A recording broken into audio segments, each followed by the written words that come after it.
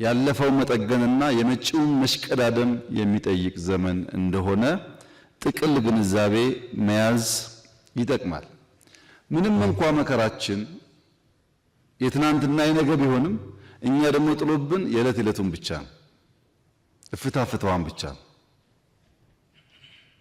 የውስጥ ጉዳዮቻችን ብቻ እንጂ ወጣ ብለን ሰብሰብ ብለን በዋና ዋና ዘላቂና ሀገራዊ ጉዳዮች የመምከር ባህሪ የለም። ሁሉ ጉዳዮች አይታችሁ ከሆነ የዛሬ ብቻ ነው።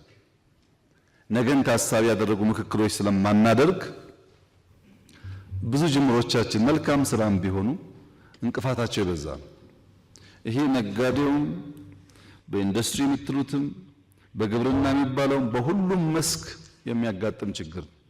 እናንተ ቢያንስ ዓለምን ለማየት እድል ስላላችሁ በንጽጽርም ለመማር ለመንቃት እድል ስላላችሁ የዕለቱን ብቻ እያየን ከሄድን ነገ እንዳያመልጠን ማስተማር ማስረዳት ከመንግስት ባልተናነሰ የእናንተም ድርሻ እንደሆነ ግምት እንድታስገቡ ነው።